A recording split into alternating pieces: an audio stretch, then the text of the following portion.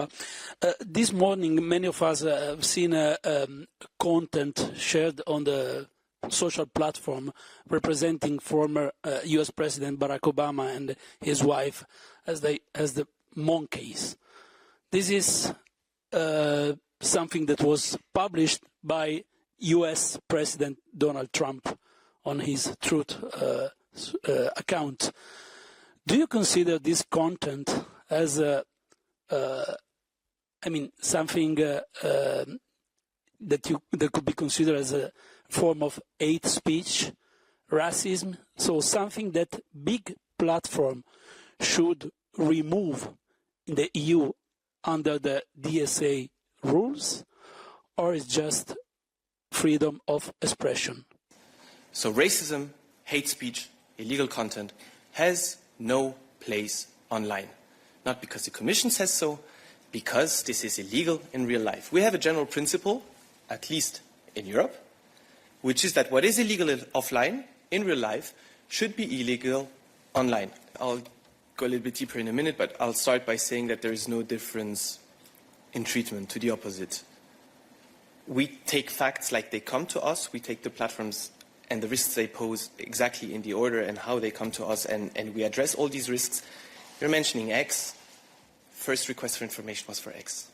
First investigation was for X. First preliminary findings were for X. First fine was for X. Not because we target them, but this just shows there was a substantial, and there is a substantial issue with X, so we had to address that platform. We did. We are doing the investigations in parallel with all of them, be it Asian platforms, be it American platforms, or be it European platforms, because let's not forget that a third of the investigations that are ongoing are against European platforms. I wanted to ask if the Commission has any specific comment on the messages from Elon Musk and Pavel Durov via Telegram this week to the Spanish Prime Minister Pedro Sánchez. Elon Musk, for example, said that Sánchez is a fascist. Does the Commission condemn these messages? Thank you. Thank you. Full solidarity to the Spanish Prime Minister. We, of course, condemn any attacks on the leaders of our member states. Again, we stand in full solidarity with them. We even support with what we're doing here with the Digital Services Act.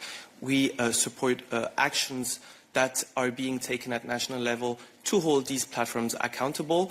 Now, of course, again, we have the DSA and its harmonizing effect that is of key importance and that needs to be respected. And actually, Prime Minister Viktor Orbán published on Wednesday a deepfake which portrays President von der Leyen and Hungarian opposition leader Péter Magyar, and the content and the context is that von der Leyen demanded that Péter Magyar wins the elections and then sends Hungarian public money to Ukraine. Do you feel that this deepfake, which is actually still online, is a violation? And how do you feel about the content? Recall what I said previously when we were speaking about respect, acting in a reasonable way, and not spreading disinformation. This, of course, applies also to leaders within the European Union and to our member states. Now, when it comes to that specific content, I mean, platforms also have an obligation beyond the fact that, of course, EU leaders and users should be responsible. What we're doing with the DSA is to look at how potentially a platform may be amplifying such type of content, which would also be not acceptable. So no specific comments beyond what I said on the individual content.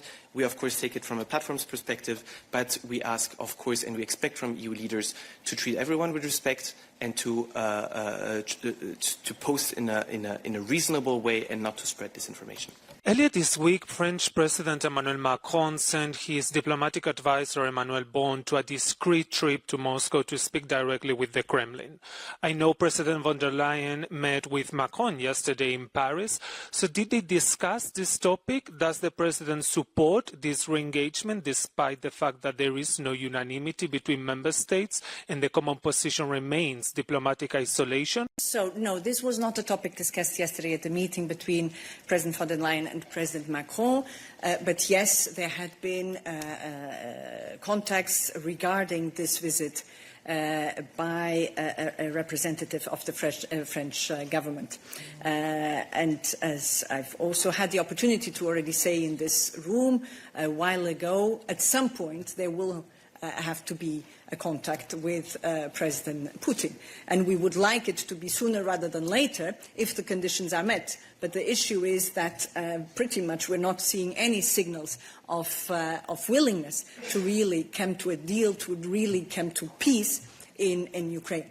So this needs to be taken into consideration when we're speaking about direct discussions with President Putin. In the past days, several member states opening the possibility, so we'll see where we are, and we'll see if indeed this is something that is becoming common, and that if there's a majority of leaders within the EU who would be defending such an approach. So for the moment, we cannot say more than this, but we see indeed a shift in the attitude by some leaders.